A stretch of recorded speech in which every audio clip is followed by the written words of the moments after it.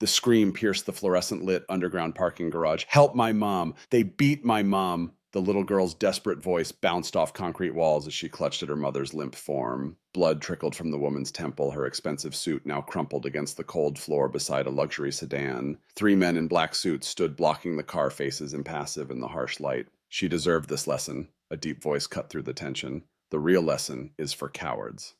A man in maintenance coveralls stepped forward his toolbox, making a definitive thud as he set it down. He removed his work gloves deliberately, revealing scarred hands and eyes cold as steel. In 5 seconds, all three assailants were on the ground, their bodies crumpled in awkward angles, expressions frozen in confusion about what had just happened. The maintenance worker knelt beside the injured woman, his movements precise and practiced. "Stay calm. I know how to stop the bleeding." His fingers expertly applied pressure to the wound, his other hand reaching for supplies from his toolbox with practiced efficiency. The little girl watched, tears streaming down her face. "Mommy, wake up." When the man looked up, face glistening with sweat, the injured woman's eyes fluttered open momentarily. Recognition flickered across her features. That man was Jason Miller, 38 years old, former head of internal safety at TechVision Corporation, the very company where Victoria Hayes served as CEO, the very same Victoria Hayes who had terminated his employment 2 years ago after a workplace accident, the very same Victoria Hayes who now lay bleeding in his arms. Jason hadn't hesitated when he heard the child's cry. His military training had kicked in, automatically assess, act, protect. 8 years as a Navy SEAL had hardened his instincts, particularly in rescue operations and battlefield medicine. He transferred those skills to the corporate world until that fateful day when following protocol would have meant letting someone die. The girl, Olivia, 9 years old, with her mother's determined eyes, hovered close. "Please save my mom," she whispered, small fingers clutching the sleeve of his coveralls. Jason nodded once, continuing his work without pause. Sirens wailed in the distance. Someone had called for help. Jason knew he had minutes before questions would begin, questions he wasn't ready to answer, not yet. Somewhere in the garage, a security camera quietly recorded everything. Morning sunlight filtered through thin curtains, painting warm stripes across a modest apartment kitchen. Jason Miller stood at the stove, spatula in hand, carefully flipping pancakes, while his daughter Lily sat at the small table, legs swinging as she colored in a book of marine animals. At 8 years old, she had her father's serious eyes and her mother's gentle smile, a combination that often made strangers do a double take. "Dad, if I see someone fall down at school today, should I help them?" Lily asked, not looking up from her careful coloring of a blue whale. Jason smiled slightly. It was the same question almost every morning, a ritual between them like the pancake breakfast and the walk to school. "Yes, you should," he replied, sliding a perfectly golden pancake onto her plate. "But remember to look around first. Helping people isn't about being a hero, it's about not leaving anyone behind." Lily nodded solemnly, accepting both the pancake and the wisdom with equal seriousness. She reached for the syrup, applying it with meticulous care. "Like you did in the Navy." Jason paused, memories flashing through his mind. The desert heat, the weight of gear, the sound of chopper blades, the weight of decisions that couldn't be unmade. Something like that little fish. His apartment was small but immaculate, military precision evident in the organization, softened by touches of family life, photographs of Lily at different ages, a single picture of her mother taken before the illness claimed her, a shelf of books ranging from technical manuals to adventure stories he read to Lily at bedtime. The contrast between his sparse possessions and the colorful explosion of Lily's toys and art projects created a visual story of their life together. After breakfast, Jason walked Lily to school, her small hand in his, the old first aid kit she carried bumping against her leg with each step. He had given it to her last year after she came home upset about a classmate falling on the playground with no one to help. The kit had become her constant companion, a symbol of responsibility she wore proudly. At the school gate, she hugged him tightly. "Love you, Dad. Love you more, little fish. Be brave today." "Be kind today," she replied, their daily exchange as familiar as breathing. He watched her walk into the school building, shoulders straight under her blue backpack, before turning toward his own job at Morrow's Auto Shop. The transition from special forces to corporate security to auto mechanic might seem strange to some, but Jason found peace in the honest work. Engines made sense. They didn't play politics or compromise safety for profit margins. The shop was only 6 blocks from their apartment in a working-class neighborhood far from the gleaming corporate towers of downtown. Jason liked the simplicity of his current life. No life or death decisions, no corporate meetings where safety recommendations were dismissed as cost prohibitive, just broken things that needed fixing and a boss who appreciated thoroughness and precision. 8 years as a Navy SEAL had taught Jason patience, strategy, and how to function under extreme pressure. In Afghanistan, his team specialized in hostage rescue rescue and emergency medical extraction. His hands, now blackened with engine grease, had once performed emergency tracheotomies under enemy fire and carried children from collapsed buildings. His final mission haunted him still: a remote village, intelligence on a high-value target, strict orders to observe only. Then the sounds of screams as the building they watched began to collapse. Orders crackled over the radio: maintain position, do not engage. But one of his team, Davis, couldn't listen to the cries. He broke cover, running toward the screams. Jason followed seconds later, unable to let his man go alone. They saved 3 children. Davis took a sniper round to the neck when they were almost clear. Jason carried both his teammate and a small boy the final 200 yards to extraction. Davis didn't make it. The official report cited failure to follow direct orders as the cause of death. Jason received a reprimand in his file. 3 months later, he left the service with honorable discharge, his commander's private understanding, and a philosophy that would define his civilian life: no one gets left behind. Not ever. Jason transferred his skills to the private sector, landing a position as head of internal safety at TechVision, one of the fastest growing tech companies in the country. For 4 years, he implemented protocols that reduced workplace accidents by 70%. He was respected, if not always liked, for his uncompromising approach to safety standards. Then came the day that changed everything. 2 years ago, an explosion rocked the east wing of TechVision's manufacturing plant. Alarms blared as smoke filled the corridors. Protocol dictated securing the prototype equipment first, millions in proprietary technology at risk. But Jason had heard the screams, a technician trapped beneath collapsed shelving flames approaching. The division head barked the order: secure the prototypes. We'll come back for him. Jason had ignored the command, rushing instead toward the screams. He dragged the technician to safety, suffering burns on his hands in the process. The man lived. The prototypes were destroyed. The cost $7 million in equipment, 3 months of research data. The termination paper had landed on his desk the next morning. Victoria Hayes' signature at the bottom, her words still clear in his memory. Safety is about protocols, not personal heroics, Miller. We can't retain employees who can't follow the rules. Jason's response had been quiet but firm. Safety is about people, not paperwork. Someday you'll understand that. He hadn't seen Victoria Hayes since that day, until last night when her blood had soaked through his work gloves in that parking garage. Victoria Hayes built TechVision from a small startup into a technological powerhouse. At 38, she was one of the youngest female CEOs in the industry, known for her razor-sharp business acumen and uncompromising leadership style. 4 years ago, her husband Michael died in a car accident, leaving her to raise Olivia alone while steering the company through increasingly competitive markets. She cultivated a reputation for being cold, decisive, placing profit margins above all else. The business press called her the Ice Queen of Silicon Valley, a nickname she privately resented but publicly embraced. Better to be feared than underestimated, better to be respected than liked. But behind closed doors, Victoria struggled with loneliness, with guilt over the limited time she spent with Olivia, with the constant pressure to prove herself in an industry dominated by men. Her penthouse apartment offered spectacular views, but felt empty most nights, filled with expensive furniture, but few personal touches. The only photograph showed her and Olivia, their smiles becoming more forced with each passing year. 3 days after the attack, Victoria found herself driving to a small auto repair garage in a working-class neighborhood across town. No executive suit today, just jeans and a simple blouse, her bruised face partially hidden behind large sunglasses. She sat in her car, gathering courage, watching as Jason knelt beside an old Chevy, his hands covered in engine oil. No suit anymore, no power, just a man doing honest work. Beside him sat Lily, her legs swinging from a wooden stool, carefully coloring in a book, occasionally looking up to ask her father questions about the engine. Victoria watched their interaction, the gentle patience in Jason's explanations, the trust in Lily's eyes, the comfortable rhythm of their relationship. Something tightened in her chest, an emotion she couldn't immediately identify. Perhaps envy, perhaps longing for the connection she struggled to maintain with her own daughter. When she finally approached, Jason didn't seem surprised to see her. He wiped his hands on a rag, his expression unreadable. "I came to thank you," Victoria said, her voice less commanding than usual. He replied softly, "Thanks won't make wounds heal faster." "Why did you help me?" "Because once I failed when I couldn't help someone in time." Lily looked up from her coloring book, asking quietly, "Dad, is that person okay now?" Jason glanced at Victoria, something unreadable passing between them. "Now they are."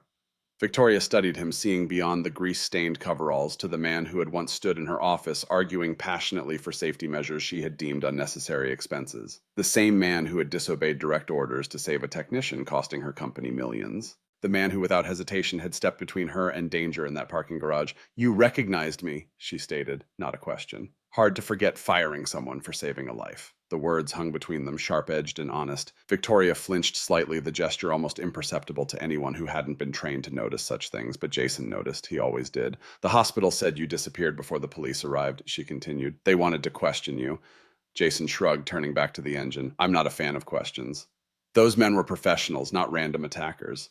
I figured as much from their technique. Sloppy but trained. Victoria stepped closer, lowering her voice. They mentioned something before you arrived, about teaching me a lesson about Project Phoenix. Jason's hands stilled for a fraction of a second before continuing their work. Not my business anymore. It could be.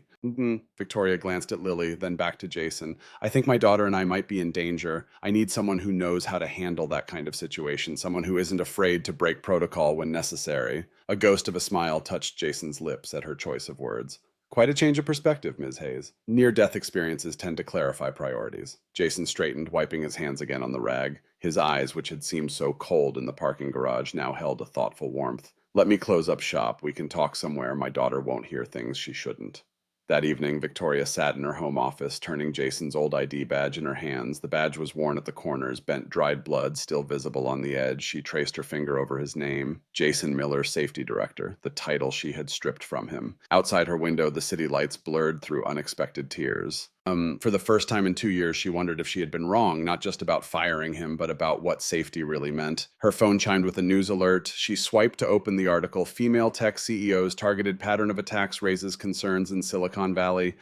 Victoria scrolled through the piece, throat tightening, as she read about 3 other female executives who had been assaulted in the past month. One remained in critical condition. All led companies that had recently declined military contract opportunities, like TechVision had when Victoria rejected Project Phoenix 8 months ago. She closed the article and opened her secure work folder, searching for files related to the manufacturing plant accident. Something felt off about the timing, the way the explosion had happened precisely when the most valuable prototypes were being tested, the way her chief operating officer Richard Blake had pushed so hard for Jason's termination afterward. The same Richard who had been the most vocal advocate for accepting the Project Phoenix contract, the same Richard who had been unusually insistent on knowing her schedule this week. Victoria's hands froze over the keyboard as she discovered an email chain she'd never seen before, hidden in a subfolder of archived communications. Messages between Richard and unnamed partners discussing removing obstacles and leadership changes, the timestamp 2 days before the attack in the parking garage. Her finger hovered over the call button next to Jason's newly entered contact information. The clock showed nearly midnight. Too late to call a man she barely knew, a man she had wronged, but her daughter's bedroom was just down the hall. Olivia, who still woke with nightmares about the attack. Olivia, who might still be in danger. Victoria made the call. Jason answered on the second ring, voice instantly alert. No groggy confusion, just immediate readiness.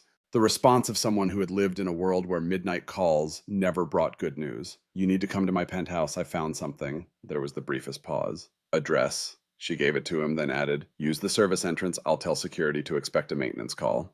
30 minutes. The line went dead. Victoria stood at her window, looking down at the city that had once seemed like her kingdom. Now every glittering light seemed to hide a potential threat. She glanced at Olivia's closed door, making a silent promise. Whatever happened next, she would protect her daughter, even if it meant trusting a man she had once deemed expendable. 28 minutes later, her private elevator announced an arrival. Jason Miller stepped into her penthouse, dressed in dark clothes, a tool belt around his waist as part of his cover. His eyes immediately scanned the space, taking in exits, potential weapons, defensive positions. Old habits from a dangerous past. Show me what you found, he said without preamble. Victoria led him to her office, pointing to the screen where the emails were displayed. Richard Blake, my COO. He's been communicating with someone about removing obstacles right before I was attacked. Jason studied the emails, expression hardening. Project Phoenix, what is it? Military application of our neural interface technology. Potential for remote weapon systems. I rejected the contract on ethical grounds.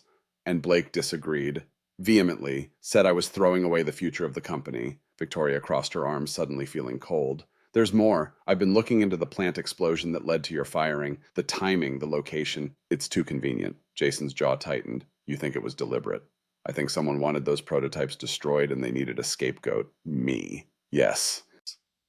They stood in silence, the weight of the revelation settling between them. 2 years of anger and resentment suddenly recontextualized. Who else knows you suspect this? Jason finally asked. No one. I don't know who I can trust anymore. Jason nodded once, decision made.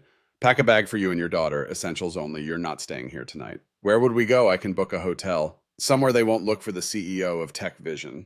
Jason's expression softened slightly. My apartment isn't much, but it's secure and off the radar. Victoria started to protest, then stopped. The ice queen of Silicon Valley considering taking her daughter to stay in an auto mechanic's small apartment. The absurdity might have made her laugh if the situation weren't so serious. Okay, she said simply, give me 15 minutes.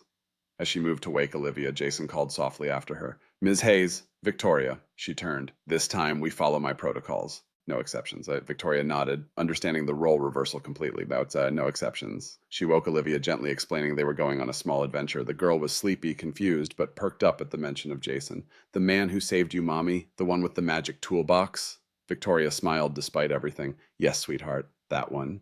Is he going to keep us safe? Victoria looked through the doorway where Jason stood, already mentally planning routes and contingencies, the warrior barely concealed beneath the mechanic's disguise. Yes, she said with newfound certainty. I believe he is. They slipped out through the service entrance, taking Jason's nondescript pickup truck rather than Victoria's luxury car. As they drove through the night, Olivia drifted back to sleep in the back seat. Victoria watched the city transform around them. Glass towers giving way to older buildings, chain stores replaced by family businesses with signs in multiple languages. I've never been to this part of the city, she admitted quietly. Jason glanced at her. Most CEOs haven't. There was no judgment in his tone, just simple observation. Still, Victoria felt the distance between their worlds acutely. What will you tell your daughter about us staying with you? Jason navigated a turn before answering. The truth, that you're in trouble and need help. Lily understands that helping people is what we do. Victoria absorbed this thinking about the values she was teaching Olivia. Success, achievement, perfection. Had she ever taught her daughter that helping others was what we do? Jason's apartment building was old but well maintained. He parked in an alley behind it, leading them through a back entrance and up 3 flights of stairs. No cameras, no doorman. No security system beyond sturdy locks and Jason's watchful presence. The apartment was small but surprisingly warm. Bookshelves lined one wall, a child's artwork decorated the refrigerator, everything spotlessly clean and organized, yet clearly a home, not just a place to sleep. You and Olivia can take my room, Jason said, showing them to a modest bedroom with a neatly made double bed. Lily and I will use the pull-out couch. Victoria stood in the doorway, designer overnight bag in hand, feeling strangely displaced. I can't take your bed.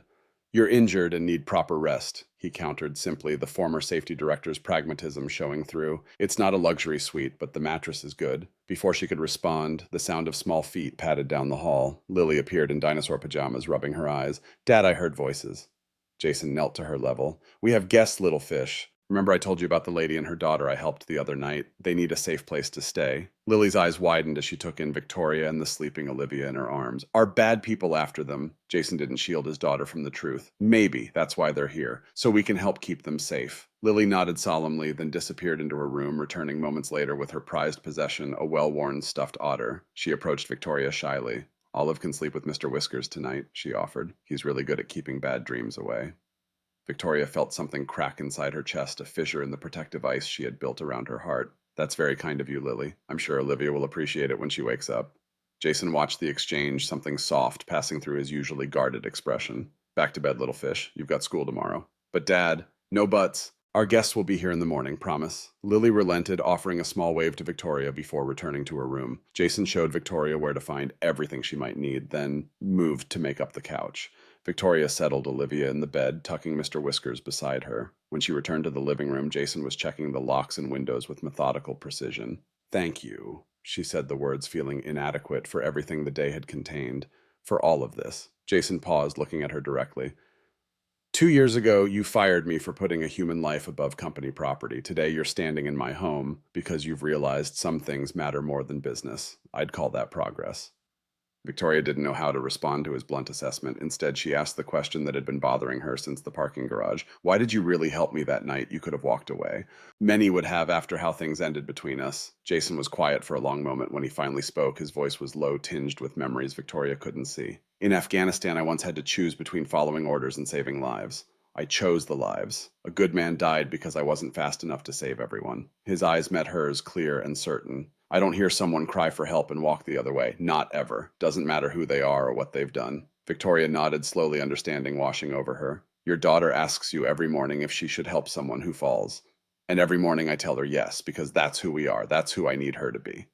Jason turned back to securing the window. even when the world makes it hard, especially then. Yeah, Victoria Hayes, CEO of Tech Vision, worth hundreds of millions, stood in the small apartment of the man she had fired, humbled by the wealth of principles that money couldn't buy. For the first time in years, she felt the cold facade she had built around herself begin to thaw, revealing the woman she had once been, the woman she might become again if she survived what was coming. Outside the window, city lights sparkled like distant stars. Inside, four people from different worlds, drawn together by danger, formed an unlikely sanctuary. Two fathers, two daughters' bridges being built across the chasms that had once divided them. The night deepened around the apartments, secrets and threats circling like shadows, but for now in this small space there was momentary safety, a pause before the storm that both Victoria and Jason knew was coming. Tomorrow would bring new dangers, difficult decisions, and the beginning of an alliance neither could have imagined. But tonight, watching over those in their care, they shared a silent understanding. Some things transcended business and backgrounds, some principles remained constant across all worlds. No one gets left behind. Morning light filtered through the worn curtains of Jason Miller's apartment, casting golden rectangles across the small kitchen table. Victoria Hayes sat with her fingers wrapped around a chipped coffee mug, looking remarkably out of place, yet somehow fitting into the modest surroundings. She wore borrowed clothes, a simple t-shirt and sweatpants that belonged to Jason, her usual designer wardrobe, temporarily abandoned for practicality. Across from her, Jason studied a hand-drawn map of Tech Vision headquarters, his expression focused and intense. Neither had slept much, the weight of discoveries and dangers keeping them alert through the night. Blake will notice I'm not at the office today, Victoria said, breaking the silence. It will raise questions. Good, Jason replied without looking up. Let him wonder. Let him worry. People make mistakes when they're uncertain. The sound of laughter drifted from the living room where Olivia and Lily had formed an immediate friendship, their connection uninhibited by the adult complexities surrounding them. They sat on the floor amidst a scattered pile of colored paper, Lily teaching Olivia how to fold origami shapes. Victoria watched them through the doorway, a faint smile touching her lips. They act like they've known each other forever. Children recognize kindred spirits faster than adults do, Jason observed, finally looking up from his notes. They haven't learned to be suspicious yet. Olivia held up a clumsily folded paper crane, beaming with pride. Lily clapped her hands in encouragement, immediately showing her new friend how to make another design. Their innocent joy created a stark contrast to the danger that had brought them together. I need to go back to Tech Vision, Victoria said suddenly, her CEO instincts reasserting themselves. I can't hide forever, and I need access to the secure servers to find more evidence about Project Phoenix. Jason's expression hardened. Too risky. Blake could be waiting for exactly that. I can't bring down Richard Blake from your kitchen table, Victoria countered, a flash of her boardroom authority returning. And I won't let him steal my company out from under me, even if it means risking your life, Olivia's safety. Jason gestured toward the girls. Victoria fell silent, the familiar tension between professional ambition and maternal responsibility tightening around her heart. Before she could respond, Jason's phone buzzed. He checked the screen, his expression shifting subtly. Derek, he explained, standing to take the call in private. Victoria watched him move to the far corner of the kitchen, speaking in low tones. His posture changed almost imperceptibly, shoulders squaring, stance widening slightly. She recognized the transformation civilian to soldier in seconds. She had seen it before in the parking garage when he confronted her attackers. When Jason returned to the table, his expression was grim. Derek's found something about your husband's accident. Victoria stiffened her fingers, tightening around the coffee mug. Michael's crash was 4 years ago. What could it possibly have to do with what's happening now? The investigator who handled the case disappeared 3 months after filing the report, and the vehicle was destroyed at the salvage yard within 48 hours of the accident. Unusually fast processing. Victoria felt her breath catch. You think Michael's death wasn't an accident? Derek says there were anomalies in the brake system that weren't fully explained in the report. Victoria closed her eyes, memories washing over her. Michael's smile that morning as he left for work, the phone call that shattered her world, Olivia crying for her father who would never come home. All this time she had accepted the official explanation, a tragic accident on a rainy night, a curve taken too fast. Who would want Michael dead? She whispered. That's what we need to find out, Jason replied, his voice softening slightly. When did Richard Blake join Tech Vision? Victoria looked up sharply. 3 months after Michael died, he was recommended by our largest investor.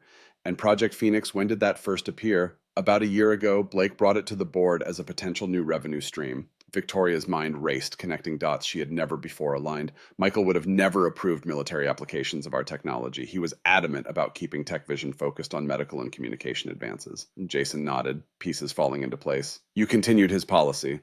Until I rejected Project Phoenix 8 months ago, yes. Victoria stood suddenly pacing the small kitchen. This goes deeper than I thought. It's not just about forcing me out, it's about changing the entire direction of the company. And they've been working on it for years, Jason concluded, starting with removing the first obstacle, your husband. Victoria braced herself against the counter, the magnitude of the conspiracy hitting her full force. 4 years of her life, suddenly recontextualized, her company, her husband's legacy targeted from within by forces she hadn't recognized until it was almost too late. I need to go back to Tech Vision, she repeated, but with new determination in her voice. Not just for the company now, for Michael, for justice. Jason studied her for a long moment, weighing options and risks. Finally, he nodded once. Not alone, and not without a plan. Victoria Hayes was not accustomed to taking orders or following someone else's plan. As CEO of a major corporation, she directed, decided, and delegated, but standing in Jason Miller's modest kitchen, she recognized the wisdom in yielding to expertise beyond her own. What did you have in mind? She asked. You go in as expected business as usual. I'll accompany you as a newly hired personal security consultant in plain clothes. With recent attacks on female executives, it won't raise eyebrows. Jason outlined the plan with military precision. Your presence keeps Blake comfortable while we gather evidence. My presence keeps you alive. Victoria considered the proposal. And Olivia, I won't risk her safety. She stays here with Lily and Mrs. Patel from next door, former Army nurse, completely trustworthy. Jason's expression softened almost imperceptibly. They'll be safe, I promise. Something in his tone and the quiet certainty of his words made Victoria believe him despite her ingrained skepticism. This man who had once argued passionately for safety measures in her boardroom was now applying those same principles to protecting her daughter. Okay, she agreed. On when do we start? Tomorrow morning, today we prepare. Jason turned to a fresh page in his notebook. Tell me everything about Richard Blake. Habits, routines, weaknesses. Leave nothing out. For the next hour, Victoria detailed her COO's professional life with the same thoroughness she applied to quarterly reports.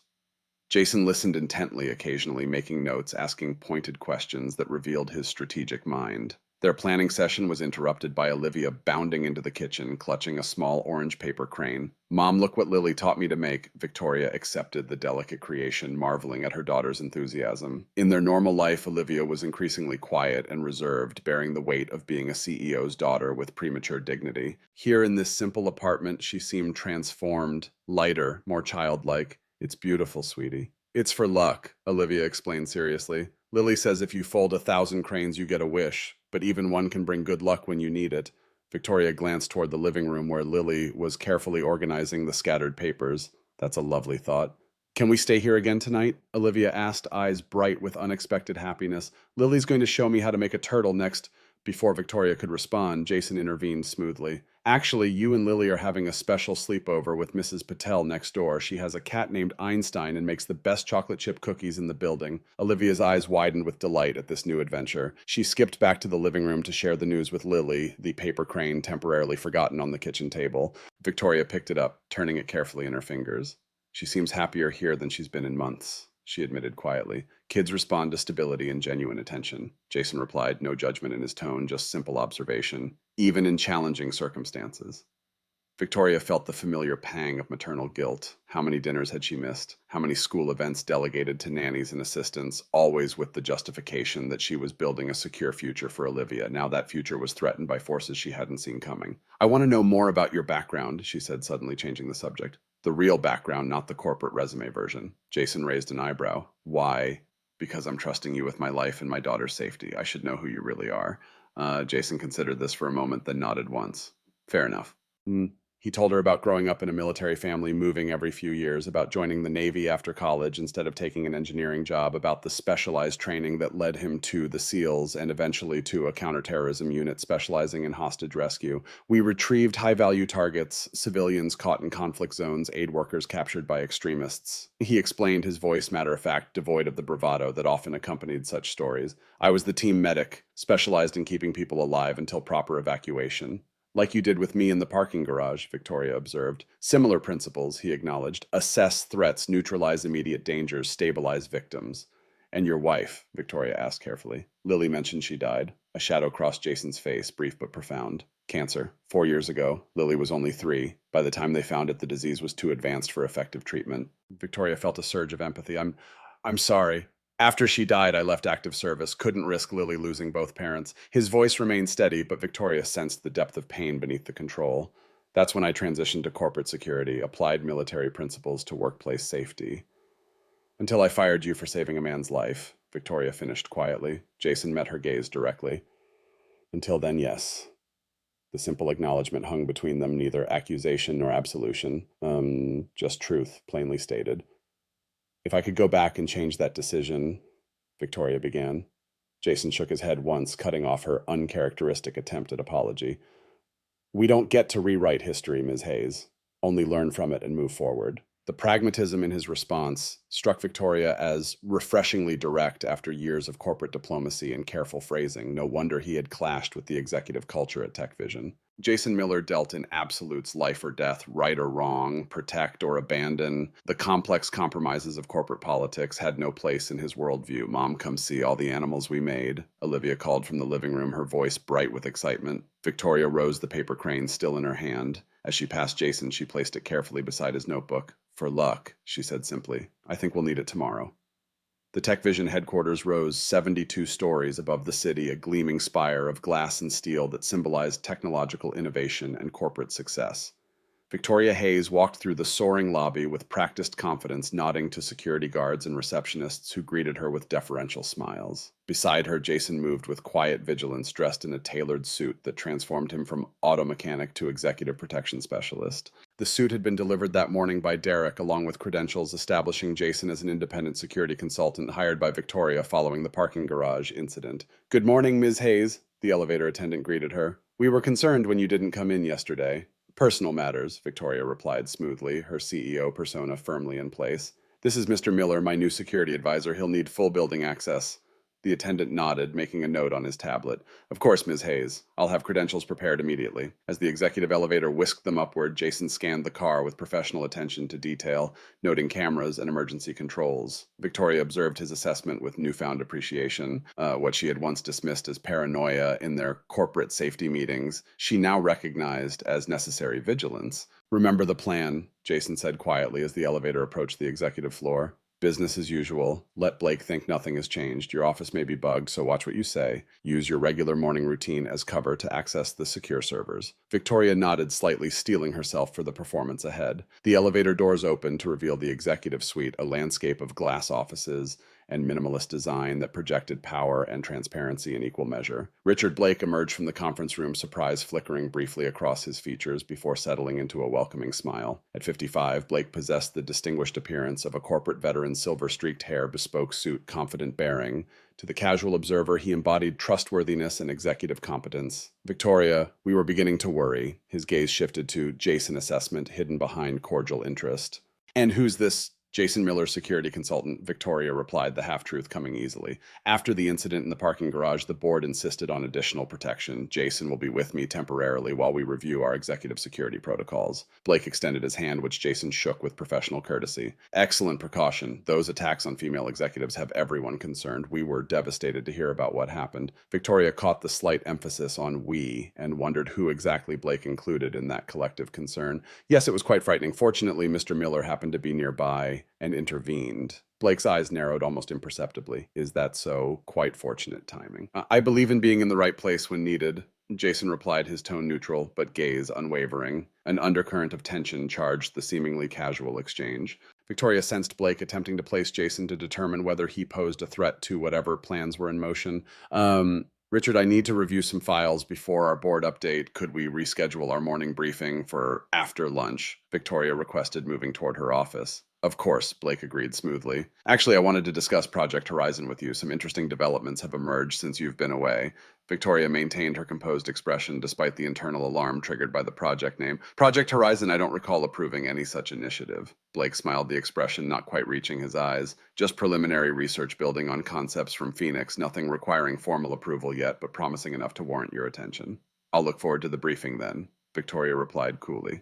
This afternoon. As she continued toward her office, Blake called after her, Victoria. The board was quite concerned about your absence yesterday. Chairman Wilson specifically asked to be updated on your recovery. Perhaps a call would be appropriate. The subtle reminder of board oversight, Blake's way of establishing the precariousness of her position. Victoria nodded acknowledgement without breaking stride. Inside her private office, Jason immediately began a methodical sweep for surveillance devices while Victoria activated her computer systems. The floor-to-ceiling windows offered panoramic views of the city, a visual representation of the power Victoria had worked relentlessly to achieve. Now that very power was under threat from within. Office is clean, Jason reported quietly after completing his inspection. But assume all electronic communications are compromised. Victoria nodded, accessing secured files with practiced efficiency.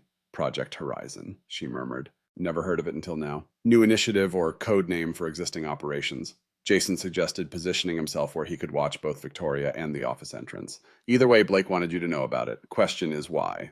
Victoria navigated through layers of security to access the company's most sensitive research records. Here we go. Project Horizon, officially initiated 3 months ago. Her eyes widened as she scanned the documentation. This can't be right. These protocols violate every ethical standard we've established. Jason moved to view the screen.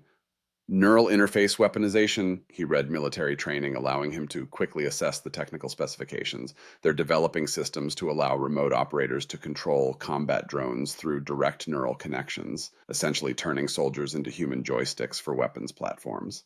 The potential for psychological trauma alone makes this unconscionable, Victoria said, disgust evident in her voice, not to mention the violations of international law when applied to autonomous weapon systems. She continued scrolling through the documentation, and Blake initiated this without board approval using a discretionary R&D fund to avoid oversight. Convenient timing, Jason observed. Started right after you rejected Project Phoenix. Victoria accessed another secure folder, this one containing her private communications with the board of directors. Here's my formal rejection of Phoenix outlining all the ethical concerns and potential legal liabilities. She frowned, noticing anomalies in the file properties. This has been accessed repeatedly in the last 6 months by Richard's executive credentials. He's been studying your objections, Jason concluded, learning how to counter them or circumvent them entirely. A soft knock interrupted their investigation. Jason moved smoothly to a position beside the door hand, instinctively reaching toward where a weapon would be if he were still in military service. Victoria closed the sensitive files and switched to routine email before calling come in. Her executive assistant, Margaret, entered with a tablet in hand. Ms. Hayes, the board chairman, is on line 1, requesting to speak with you immediately. She glanced curiously at Jason, but maintained professional discretion. Thank you, Margaret. I'll take it now.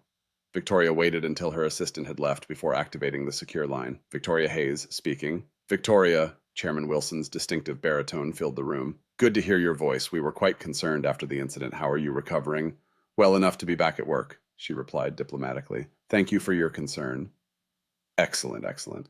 Richard kept us updated on your condition, but it's reassuring to hear directly from you. A pause. He also shared some concerning information about company security that the executive committee discussed in your absence. Victoria's gaze flicked to Jason, who had moved closer to listen. What kind of concerns? Potential corporate espionage threats related to our proprietary neural interface technology. In light of recent events, including your unfortunate assault, we've authorized temporary enhanced security protocols. Richard will brief you on the details this afternoon. The chairman's tone was collegial but firm, making it clear that decisions had been made without her input despite her CEO status, a subtle power play that confirmed her suspicions about Blake's influence with the board. I look forward to the briefing, Victoria replied, maintaining her professional composure. I've also implemented personal security measures given the targeted nature of these attacks on female executives. Yes, Richard mentioned you'd brought in a consultant. Good precaution. Another pause. Victoria, I won't take more of your time, but the executive committee would appreciate a full update at tomorrow's meeting, particularly regarding Project Horizon's integration timeline.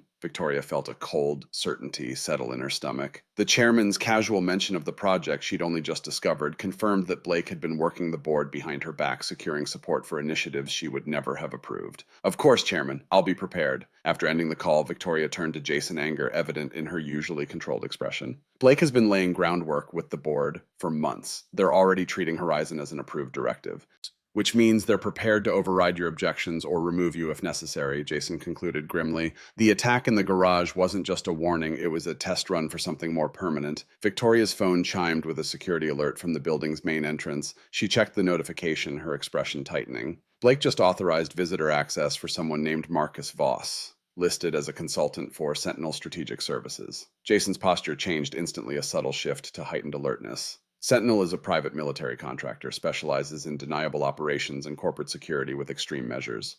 You know them, By reputation, mostly ex-special forces who couldn't adjust to civilian restrictions. They operate in legal gray areas and charge premium rates for discretion. Jason moved to the window, scanning the plaza below. If Blake is bringing Sentinel in, he's escalating significantly. Victoria made a quick decision that we need to access Blake's private server. His office terminal connects to a secured system separate from the main corporate network. And how do you propose we do that? Jason asked.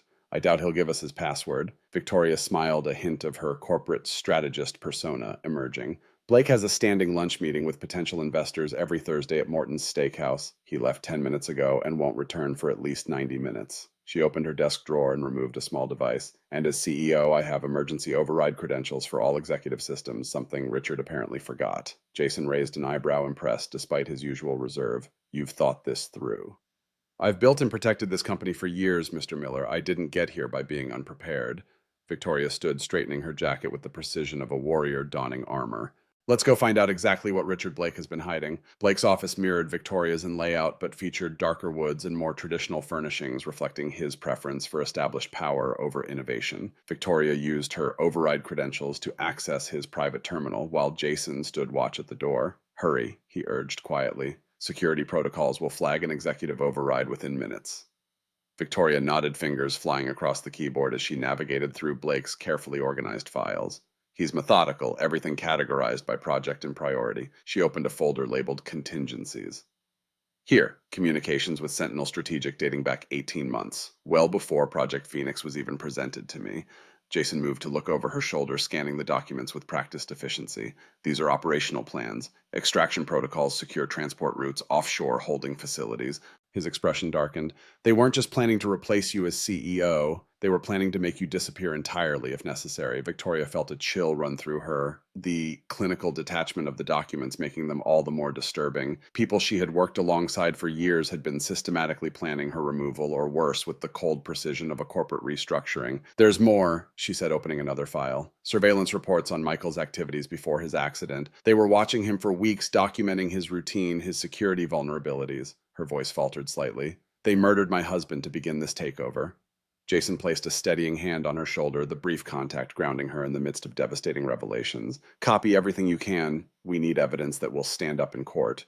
Victoria connected a secure drive and began transferring files, each document adding another layer to the conspiracy that had been unfolding around her for years. Project Horizon is just the beginning, she murmured, opening another folder. They're planning to shift the entire company focus to military applications over the next 18 months. Neural control systems for autonomous weapons platforms, surveillance systems that bypass current privacy laws. A message flashed on the screen. Security alert, unauthorized access detected, security personnel dispatched. Time's up, Jason said, already moving toward the door. We need to leave, now. Victoria completed the file transfer and removed the drive, slipping it into her jacket pocket. They exited Blake's office, Victoria resuming her CEO persona as they walked briskly toward the executive elevator. Ms. Hayes, a security guard approached, tablet in hand. We have an alert for unauthorized access to Mr. Blake's systems. Do you know anything about this? I authorized an emergency security audit of all executive systems following my incident. Victoria replied smoothly, not breaking stride. You should have received notification from my office. Check with Margaret if there's been a communication failure. The guard hesitated, caught between protocol and deference to the CEO. Yes, ma'am, I'll verify immediately. As they entered the elevator, Jason pressed the button for the parking garage rather than the main lobby. They'll check with your assistant, realize no audit was ordered, and lock down the building. We need to be gone before that happens. Victoria nodded, adrenaline sharpening her focus. There's a service exit on the parking level that bypasses the main security checkpoints, used for maintenance crews and deliveries. The elevator descended rapidly each floor, bringing them closer to escape, but also to potential confrontation. Jason positioned himself protectively near Victoria, eyes constantly scanning for threats. If we make it out, we can't go back to my apartment, he said quietly.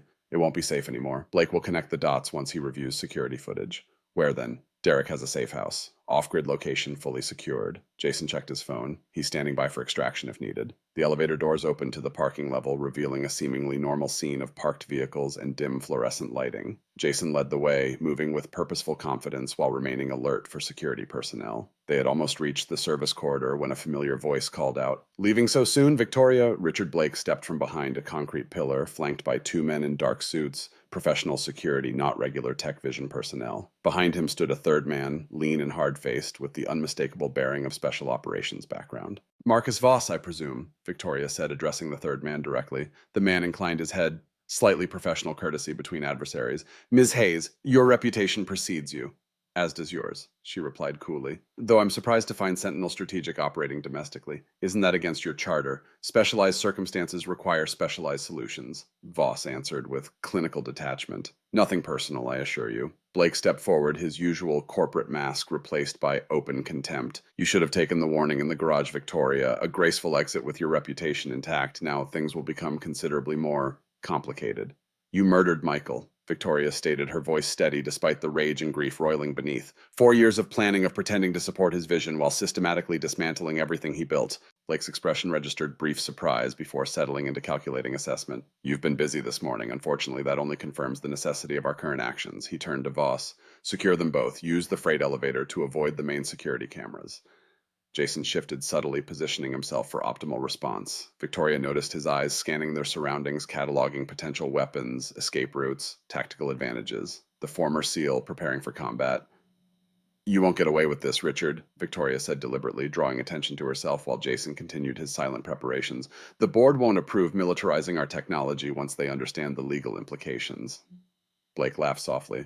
The board approved Project Horizon yesterday, Victoria. Your absence provided the perfect opportunity. By the time you're found tragically overwhelmed by the trauma of your recent attack, the transition will be complete. And my daughter, Victoria demanded, genuine fear piercing through her strategic composure, a sad orphan who will inherit her mother's substantial fortune, under the appropriate guardianship, of course. Blake's casual cruelty revealed the true nature behind years of professional courtesy. Sentinel has experience managing such delicate transitions. Jason had heard enough. With practiced precision, he reached behind him and activated the fire alarm on the nearby wall. Instantly, strobe lights flashed and sirens wailed throughout the parking level. In the momentary distraction, Jason moved with explosive speed, driving his shoulder into the nearest security guard while simultaneously pushing Victoria toward the service corridor. Run, he commanded, years of battlefield authority compressing into the single word. Victoria didn't hesitate, sprinting toward the exit as Jason engaged the second guard. Behind them, Voss barked commands, his training evident in his immediate tactical response. Blake's enraged voice carried over the alarm. Don't let them leave the building. Jason dispatched the second guard with efficient brutality, then raced after Victoria. Gunfire erupted, bullets pinging against concrete pillars as Voss pursued them with professional determination. They burst through the service exit into an alley behind the Tech Vision Tower. Derek Wilson was already waiting in a nondescript sedan engine running. Go, go, go! Jason shouted as they dove into the vehicle. Derek accelerated immediately, tires squealing as they pulled away moments before Voss emerged from the building, weapon raised. Everyone okay? Derek asked, navigating through back streets with practiced skill. Unharmed, Jason confirmed, checking Victoria for injuries despite her assurances. But they know everything now, no going back. Victoria clutched the secure drive containing their evidence, knuckles white with tension. Olivia, she said, her CEO composure finally cracking. We need to get to Olivia right away. Already handled, Derek assured her, making another sharp turn to ensure they weren't followed. Mrs. Patel received the emergency signal when you triggered the alarm. She's moving the girls to the secondary location now. Victoria looked at Jason, newfound respect mingling with fear for their children. You planned for this. Always have contingencies, he replied simply, especially when children are involved. As the city blurred around them, Victoria Hayes confronted the magnitude of what had just occurred. Her company, her life's work, effectively stolen through years of patient conspiracy. Her husband's murder finally explained, but justice still elusive. Her own life now in danger along with her daughter's. Yet alongside these devastating realizations came an unexpected clarity. The corporate achievements that had defined her identity now seemed hollow compared to the urgent need to protect Olivia and expose the truth. She glanced at Jason, this man she had once dismissed and discarded, now risking everything to protect her and her daughter. The irony wasn't lost on her. The safety director she fired for prioritizing human life over company assets was now teaching her the same lesson on a deeply personal level. Where are we going? She asked as Derek navigated them away from the city center. Somewhere Blake and his Sentinel friends won't think to look, Derek replied. Somewhere safe. The sedan turned onto a highway leading out of the city, carrying them toward an uncertain future, but one certainty: nothing would ever be the same. Victoria's carefully constructed world had shattered, but from the fragments, something new was emerging, something defined not by corporate power, but by human connection and the primal need to protect what truly mattered. The orange paper crane Lily had given her that morning still rested in Victoria's pocket, a fragile symbol of hope amid growing danger. She touched it gently, drawing strength from its simple promise of luck when most needed. They would need every bit of that luck for what lay ahead. The Phoenix Center stood as a testament to transformation and hope in what was once an abandoned warehouse on the city's east side. 4 months after their desperate escape from TechVision, Victoria Hayes surveyed the renovated facility with quiet pride. Sunlight streamed through strategically placed skylights, illuminating spaces designed to welcome those in need of protection and support. In the main lobby, a mosaic crafted from broken glass pieces formed a phoenix rising from flames, each fragment capturing and refracting light in unique patterns. Victoria traced the edge of the artwork with her fingertips, appreciating the symbolism of beauty created from brokenness. The last support group room is finished, Jason announced, approaching from the east corridor. He had traded his maintenance coveralls for more professional attire, though he still carried himself with the same quiet vigilance that had become so familiar to Victoria. Soundproofing, security systems, everything to specification. Victoria nodded, taking in the man who had become her unexpected partner in this venture. We're really doing this, aren't we, opening next week? Right on schedule, Jason confirmed, his usually stern expression softening slightly as he observed the center. Derek just finished installing the final security cameras. Samantha is reviewing the legal documentation for our first clients. The Phoenix Center represented a bold new direction neither of them could have anticipated months ago. Using funds from Victoria's personal accounts, they had created a sanctuary for victims of domestic violence and corporate intimidation, offering both physical protection and legal advocacy. The facility incorporated Jason's extensive security expertise and Victoria's organizational genius, creating something unique in the city's support services landscape. Victoria's phone chimed with a notification. She checked the screen, her expression tightening. Blake has made another public statement about my unfortunate mental health crisis and conspiracy theories about TechVision leadership. Jason's jaw tightened, still controlling the narrative. For now, Victoria replied, a determined edge in her voice. She pocketed her phone and gestured toward the conference room. Samantha wants to meet about the new evidence. She thinks we might finally have enough. They walked together through corridors painted in calming blues and greens, passing rooms designed for counseling, legal consultations, and temporary accommodation. Staff members, many of them survivors themselves, nodded respectfully as they passed. The conference room featured a large table surrounded by chairs, one wall covered entirely with a digital evidence board connecting documents, photographs, and timeline events with colored lines representing different aspects of the conspiracy they had uncovered. Samantha Foster rose as they entered. At 42, the attorney carried herself with the confident poise of someone accustomed to fighting difficult battles in courtrooms and corporate boardrooms alike. Her specialized legal practice, focusing on corporate intimidation cases, had made her a natural ally when Jason reached out through mutual connections. "Good morning," she greeted them, gesturing to the evidence board. "We've had a breakthrough." Derek Wilson looked up from his laptop, offering a brief nod to Jason. The former SEAL teammate had become an invaluable part of their investigation, using his extensive intelligence background to uncover layers of the conspiracy that might have remained hidden otherwise. "What kind of breakthrough?" Victoria asked, taking a seat at the table. Samantha tapped a command on her tablet, bringing new documents to the central position on the digital display. "We finally traced the shell companies Sentinel Strategic has been using to funnel money into TechVision research. One of them connects directly to an offshore account registered to Richard Blake. Blake is personally profiting from Project Horizon," Derek elaborated. "Beyond his executive compensation, he stands to make hundreds of millions if the military applications go into full production. That's a clear conflict of interest he never disclosed to the board." Victoria noted professional satisfaction mixing with personal vindication. "More than that," Samantha continued, displaying another document, "we found communications between Blake and Sentinel going back 5 years. Before he even joined TechVision, they've been planning this takeover since before Michael's death." Victoria's expression hardened at the mention of her late husband, though she had suspected as much. Having concrete evidence of the conspiracy's timeline made the betrayal feel newly raw. "What about the connection to Michael's accident?" Jason asked, moving closer to examine the evidence board. Derek opened another file on his laptop. "I finally got access to the original brake manufacturer's records. The parts that failed in Michael's car were part of a specialized recall that was never made public. The manufacturer paid off regulators to handle it quietly." How does that connect to Blake?" Victoria pressed. "The recall notice was flagged in an internal system Blake had access to through his previous position. He knew exactly which models had potentially faulty components and when the fix was scheduled." Derek's expression was grim. "Michael's maintenance records show his vehicle was due for service the week after the accident, service that would have included replacing those exact parts." The implication hung heavily in the air. Blake hadn't directly sabotaged Michael's car. He had simply identified a fatal vulnerability and ensured it wasn't addressed in time. "Almost impossible to prove as murder," Samantha acknowledged, addressing the unspoken question. "But combined with everything else, it establishes clear pattern and motive." Victoria stood, abruptly moving to the window that overlooked the center's courtyard where a memorial garden was taking shape. "All these years?" she said quietly.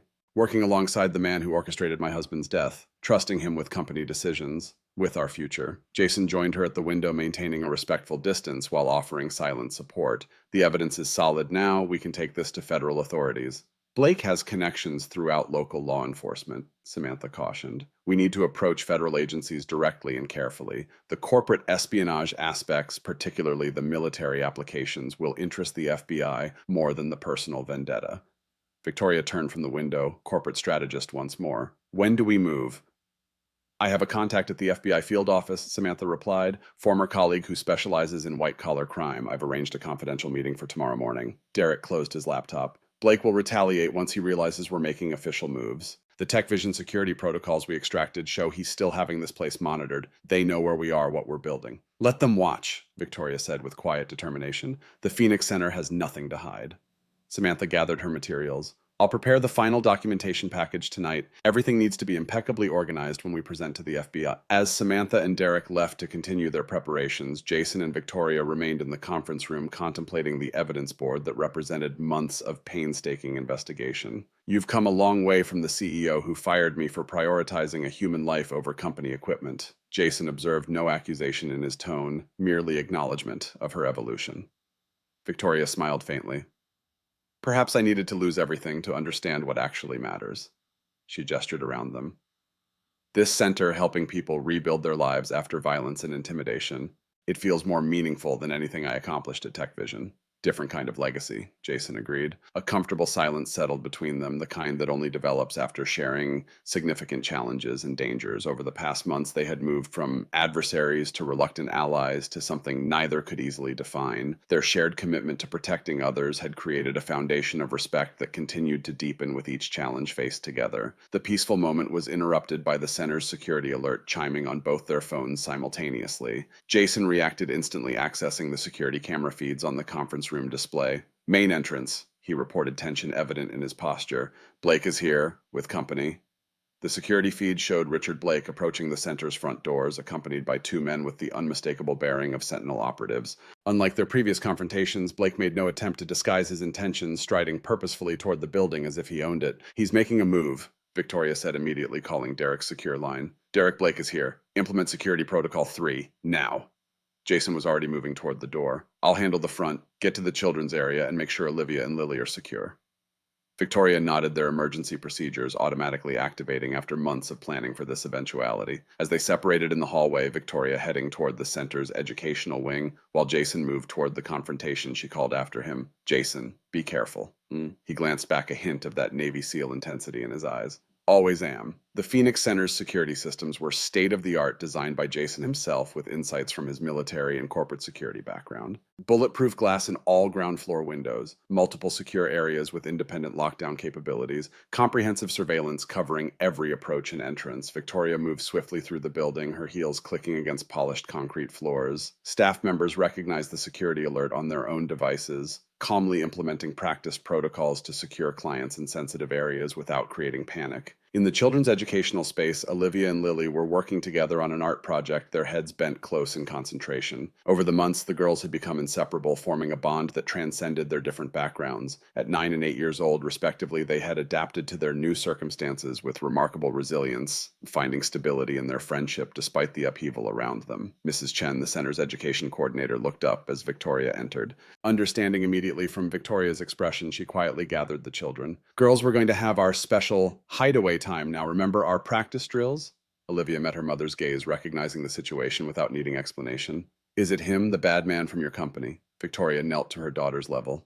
Yes, sweetheart, but everything is going to be fine. You know the drill. Go with Mrs. Chen to the secure room and stay there until either Jason or I come for you. Lily stood tall beside her friend. We'll be brave, Ms. Victoria. Dad taught us what to do. Victoria touched her daughter's cheek gently. I know you will. You're both so strong. To Mrs. Chen, she added, full lockdown protocol, no exceptions.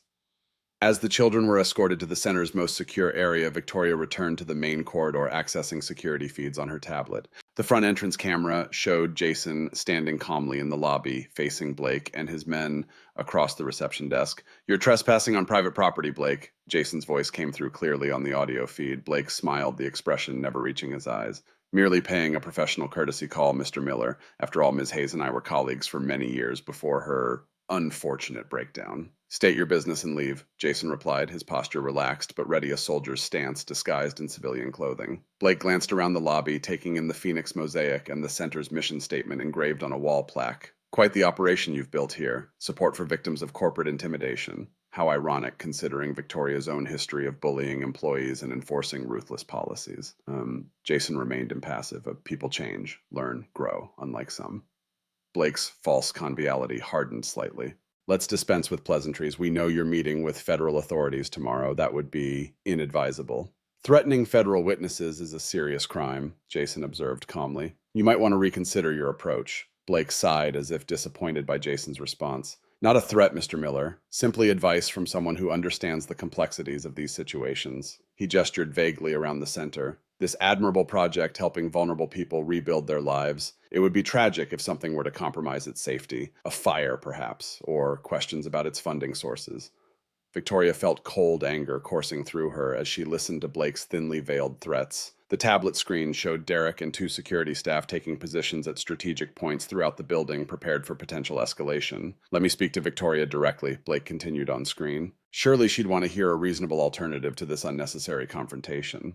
Ms. Hayes isn't available, Jason replied evenly, and there is no alternative to justice. Not anymore. Blake's expression hardened further, the corporate mask slipping to reveal the calculating predator beneath. You Navy types always did have an inflated sense of righteousness. How's that working out for you? Living in obscurity, fixing cars, playing bodyguard to a disgraced executive. Quite a step down from Special Forces. Jason didn't rise to the bait. I suggest you leave now while that option remains available. One of Blake's companions shifted position slightly, hand moving toward his jacket. Jason noticed the movement immediately, his own posture adjusting subtly in response. Your Sentinel friends should know this building's security system automatically alerts law enforcement if weapons are drawn on the premises, Jason advised calmly. And unlike TechVision's garage, every square inch here is under surveillance. Blake assessed the situation, clearly recognizing the tactical disadvantage. After a moment's consideration, he adjusted his approach. Very well. Please convey a message to Victoria. The board is prepared to offer a generous settlement, full confidentiality, substantial financial compensation, relocation assistance if desired, in exchange for her silence and the surrender of any alleged evidence. Alleged? Jason repeated, a hint of dark amusement in his tone. We both know what you did, Blake. To Michael Hayes, to Victoria, to TechVision itself. Something dangerous flickered in Blake's eyes. Careful, Miller. Even the most secure buildings have vulnerabilities. Even the most protected people have weak points. His gaze shifted deliberately toward the interior of the center. Children, for instance. Victoria's breath caught maternal protectiveness surging through her at the implicit threat to Olivia and Lily. On screen, she saw Jason take a single step forward, his controlled demeanor momentarily giving way to genuine menace. That would be your last mistake, Jason said quietly, voice dropping to a register that carried absolute certainty. The 2 men stared at each other, mutual assessment passing between them. Blake, the corporate manipulator accustomed to intimidating boardroom adversaries, and Jason, the former SEAL who had faced far deadlier opponents in combat situations. For a brief moment, the power dynamic shifted visibly, Blake recognizing something in Jason's eyes that made him reconsider his approach. Just a figure of speech, Blake said, finally adjusting his tie in a gesture of forced casualness. We're all civilized people here. Are we? Jason replied evenly. Blake checked his watch in a transparent attempt to regain composure. I have other appointments. Please relay my offer to Victoria. She has 24 hours to respond before it's withdrawn permanently. As Blake turned to leave, he paused, delivering a parting shot. Oh, and Miller, when this all falls apart, and it will, my door is always open, a man with your particular skills could be quite valuable to Sentinel Strategic. Far more appropriate use of your training than babysitting a vengeful widow and running this charity project. Jason remained silent, watching as Blake and his companions exited the building. Only when they had departed in their black SUV did he access his communication device. Derek, maintain elevated security protocols. I want additional surveillance on all approaches to the center tonight. Blake's moving into desperate territory. Victoria was already moving toward the lobby, arriving just as Jason finished coordinating with the security team. He threatened the children, she said, anger evident in her usually controlled voice. A tactical error on his part, Jason replied grimly. He just removed any remaining ethical constraints from our response. Victoria studied Jason's expression, recognizing the soldier beneath the civilian facade more clearly than ever before. What are you thinking? That Blake miscalculated. He's used to corporate warfare where threats and intimidation achieve results. Jason's eyes met hers, resolved and certain. But he just escalated this to my territory. Before Victoria could respond, her phone rang with Samantha's distinctive tone. Blake just left. she reported immediately upon answering. I know, Samantha replied, urgency in her voice, and he went straight to his car to make a call. My contact at the FBI reports sudden activity around your file. Someone's trying to discredit the evidence before we can present it formally. How? Victoria demanded. Internal memos questioning the authentication of digital evidence, suggestions that you manufactured documentation to support a personal vendetta. Samantha's frustration was evident even through the phone. Blake has connections we didn't anticipate. We need to move faster. Victoria made an immediate decision. Change of plans. We go tonight, right now, before Blake can further undermine our credibility. I'll make the arrangements, Samantha agreed. But Victoria, this means we can't take time to prepare as thoroughly as planned. Better unpolished truth today than perfect evidence that never gets heard, Victoria replied, CEO decisiveness returning in full force. Meet us at the secure location in 1 hour. After ending the call, she turned to Jason. We need to move now. Blake is activating his contingency plans. Jason nodded, already accessing the center's security protocols on a nearby terminal. I'll secure the building and arrange transport. Derek can maintain operations here while we're gone. The children come with us, Jason said without hesitation. After Blake's threat, I won't leave them here even with our security measures. Victoria agreed immediately, maternal instinct overriding any strategic considerations. I'll get them ready. As they moved with practiced efficiency to implement their emergency plans, an alert sounded from the security system. Jason checked the display, his expression darkening. Perimeter sensors detecting multiple approaching vehicles, not police patterns. Victoria felt her heart rate accelerate. Blake wouldn't dare attack a civilian facility. He might not have authorized it directly, but Sentinel operates with plausible deniability. Jason activated the center's emergency protocols with a few quick commands. Center lockdown initiating in 60 seconds. Get the girls. Use evacuation route C. I'll meet you at the rendezvous point.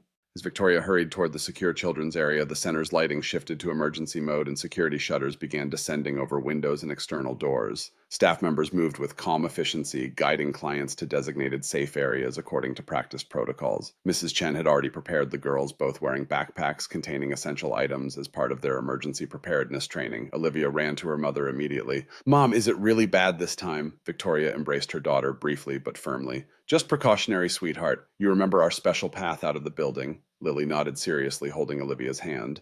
Through the tunnel and out the back way. Dad showed us 3 times. That's right, Victoria confirmed. We're going to go now very calmly, just like practice. As they navigated the concealed evacuation route, a reinforced passage Jason had insisted on incorporating into the building's renovation, Victoria marveled at the resilience of the children. Months ago, she would have worried about Olivia's ability to handle such a situation, having been raised in privileged security. Now her daughter moved with quiet determination, helping Lily carry her backpack when it slipped from her shoulder. They emerged in an alley behind the center where Derek waited with an unmarked van engine running. Jason sent me ahead, he explained, helping them into the vehicle. He's implementing final security measures. Victoria checked her watch anxiously. He has less than 2 minutes before the lockdown seals all exits. He'll make it, Derek assured her with the confidence of someone who had served alongside Jason in far worse situations. He always does. True to Derek's prediction, Jason appeared moments later, moving quickly through the exit point just as security protocols completed the center's lockdown. He slid into the van beside Victoria, nodding once to Derek. Drive, normal speed, no attention. As Derek navigated carefully away from the center, Jason monitored a tablet showing security feeds. 4 vehicles surrounding the main building, Sentinel tactical teams based on their movement patterns. They're actually raiding a civilian support center, Victoria asked incredulously. They'll claim it was a security assessment, Jason replied grimly. Testing vulnerabilities after concerning threats were reported. Blake creates his own reality when necessary. Victoria glanced at the children now sitting quietly in the back seats, Lily showing Olivia something in a book she had brought. Despite the danger, seeing them together brought a moment of clarity. Whatever happened next, protecting them was the only priority that truly mattered. Where are we going? She asked quietly. FBI field office, Jason answered. Samantha is meeting us there with all the evidence. Time to end this. Derek navigated through back streets, avoiding main thoroughfares where Blake's people might be watching. The city lights blurred past as they made their way toward federal territory where Sentinel's influence would be significantly diminished. The Phoenix Center, Victoria said, suddenly worry evident in her voice. Will it survive this? Jason's expression softened slightly. The center is more than a building, Victoria. It's an idea, a commitment. Whatever happens tonight that continues. His certainty provided unexpected comfort. Throughout their tumultuous journey from corporate adversaries to allies, Jason's unwavering adherence to his principles had become Victoria's anchor in a world where everything familiar had been swept away. The federal building rose before them, imposing and official. Samantha waited at a side entrance, accompanied by a stern-looking woman in a tailored suit, who Victoria assumed was her FBI contact. Ready? Jason asked softly as Derek parked the van. Victoria looked back at the children, then at Jason, the man who had saved her life multiple times, who had helped her rebuild purpose from the wreckage of her former existence. More than ready. It's time for the truth. Agent Catherine Reynolds led them through security protocols with efficient professionalism, escorting them to a conference room where several other agents waited. The children were taken to a separate area, comfortable and secure, where they could wait during the adults' meeting. Ms. Hayes, Agent Reynolds began once they were seated. I understand you have evidence regarding serious allegations against TechVision Corporation, and specifically its current CEO, Richard Blake. We do, Victoria confirmed, nodding to Samantha, who began distributing carefully organized documentation packages to each agent present. For the next 2 hours, Victoria methodically presented the evidence they had gathered over months of investigation, the conspiracy to redirect TechVision toward military applications against its founding principles, the systematic campaign to undermine and eventually remove her from leadership, the connection between Blake and Sentinel Strategic Services, and finally the evidence suggesting Michael Hayes' death was not the accident it appeared to be. The FBI agents asked pointed questions, testing the strength of the evidence and Victoria's understanding of its implications. Throughout the presentation, Jason remained a quiet, supportive presence, offering technical clarification when needed, but otherwise allowing Victoria to command the briefing as only an experienced CEO could. This is compelling material, Agent Reynolds acknowledged after reviewing the final documentation, particularly the financial connections between Blake's personal accounts and Sentinel's shell companies. That alone warrants immediate investigation. What about the Phoenix Center? Victoria asked. Sentinel operatives were surrounding the building when we left. Agent Reynolds immediately contacted her field team, dispatching agents to the center. We'll secure the location and document any illegal activities in progress. That will strengthen the case significantly if they're actually conducting an unauthorized operation against a registered nonprofit. As the meeting concluded, Agent Reynolds addressed them directly. We'll need to take protective custody measures for all of you until we can secure arrest warrants. Mr. Blake's connections and Sentinel's resources make them particularly dangerous now that you've formally filed these allegations. Victoria glanced at Jason, who nodded slightly, having anticipated this development. Whatever is necessary to ensure the children's safety, she agreed. As they were escorted to secure federal accommodations, Victoria felt an unexpected sense of liberation. After months of hiding, investigating, and building their case in shadows, the truth was finally in official hands. Whatever happened next, Richard Blake's carefully constructed facade was beginning to crumble. Later that evening, in the safe house provided by the FBI, Victoria sat with Jason on a small balcony overlooking a quiet residential neighborhood. The children were asleep inside, exhausted by the day's events, but secure in the knowledge that they were protected. What happens now? Victoria asked softly, watching distant city lights twinkle against the night sky. The legal process begins, Jason replied, as investigations warrants arrests if the evidence holds up, which it will. And TechVision, Jason considered the question. The company will survive, though changed. The board will distance themselves from Blake once the evidence becomes public. They'll reposition, claim ignorance, implement new ethical oversight. Typical corporate damage control, Victoria observed with a hint of her former cynicism. Yes, Jason agreed, but the technology itself, the neural interfaces, the innovations you and Michael created, those can still fulfill their original purpose. Medical applications, communication breakthroughs, the vision you had before Blake corrupted it. Victoria felt a wave of emotion at the mention of the company's original mission. I'm not sure I want to go back, even if they offered the position again. She gestured vaguely toward the city. The Phoenix Center feels more meaningful now, more important. Jason nodded, understanding evident in his expression. Helping people rebuild after trauma instead of building technology. Different kind of legacy. They sat in comfortable silence the events of the past months, creating a bond between them that transcended professional alliance or even friendship. They had seen each other at their most vulnerable and their most determined, forging a connection neither had anticipated when Jason first knelt beside Victoria's injured form in that parking garage. I never thanked you properly, Victoria said finally, not just for saving my life that night, but for everything since. Teaching me what actually matters, helping me become someone Olivia can truly be proud of, not just impressed by. Jason shook his head slightly. You did the hard part yourself, recognizing when your priorities needed to change. Many never manage that no matter what happens to them. Still, Victoria insisted, I wouldn't be here without you. Olivia wouldn't be safe. The truth about Michael might never have been uncovered. She paused, gathering her thoughts. You were right that day in my office when I fired you. Safety is about people, not paperwork or protocols or profit margins. I wish I had understood that sooner. Jason turned to face her fully, his typically guarded expression open in the dim light.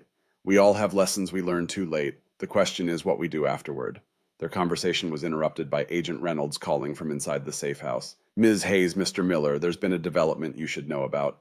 They returned inside to find the agent watching a breaking news report on a secured tablet. The screen showed aerial footage of Richard Blake being escorted from TechVision headquarters in handcuffs, federal agents surrounding him as he was placed into an unmarked vehicle. The financial evidence was sufficient for an immediate arrest warrant, Agent Reynolds explained. Once our team began examining TechVision's servers, they found Blake attempting to delete critical files. That accelerated everything. Victoria watched the footage with complex emotions. The man who had orchestrated her husband's death, who had threatened her daughter, who had systematically undermined everything she had built, finally facing consequences. There was satisfaction, certainly, but also a profound sadness for what might have been if ambition and greed hadn't corrupted TechVision's mission. There's more, Agent Reynolds continued. Several Sentinel operatives were arrested at the Phoenix Center, caught in the act of placing surveillance equipment and what appear to be incendiary devices.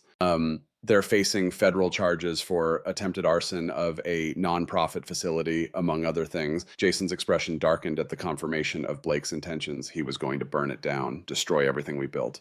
But he failed, Victoria said quietly. The center stands. The truth is known. It's over. Agent Reynolds shook her head slightly. Not entirely over. There will be months of investigation, court proceedings, testimony required from both of you.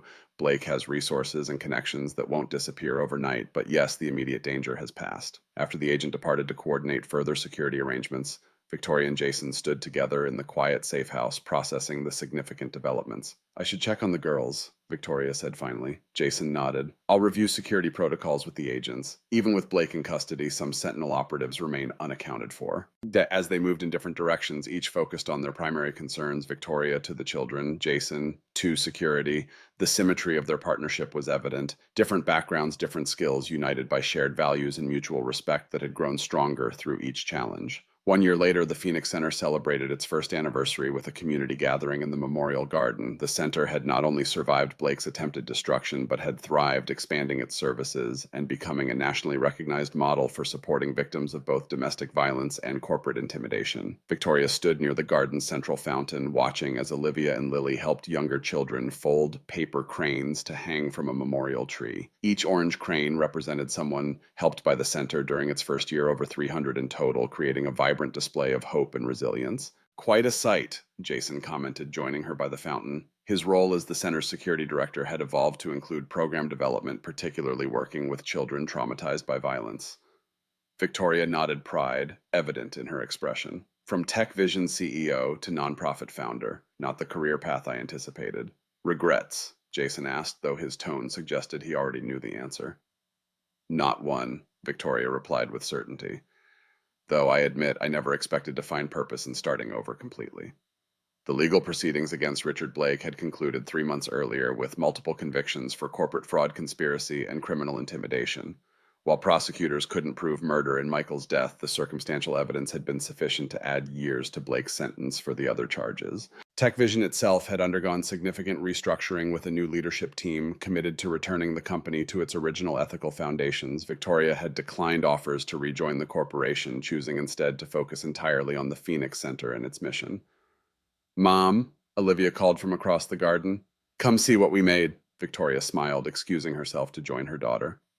Jason watched her go, observing the transformation that had occurred over the past year. The former ice queen of Silicon Valley now moved with natural warmth among the center's staff and clients, her corporate armor replaced by authentic engagement. Derek approached, now serving as the center's head of operations after retiring from his security consulting business. Quite a turnout, he observed, nodding toward the gathered community members. Even that reporter from the Chronicle showed up. Jason nodded. Samantha's giving her an exclusive on the center's expansion plans, 3 new locations across the state by next year. Not bad for a former SEAL and a disgraced CEO, Derek commented with a hint of a smile. Former SEAL, former CEO, Jason corrected. Current something else entirely. Across the garden, Victoria knelt beside Olivia and Lily, examining their latest creation, a complex origami structure combining multiple cranes in a circular pattern. The girls had become inseparable friends, navigating the trauma of the past year with remarkable resilience, strengthened by their bond and the stable environment Jason and Victoria had created. It's a family of cranes, Lily explained seriously,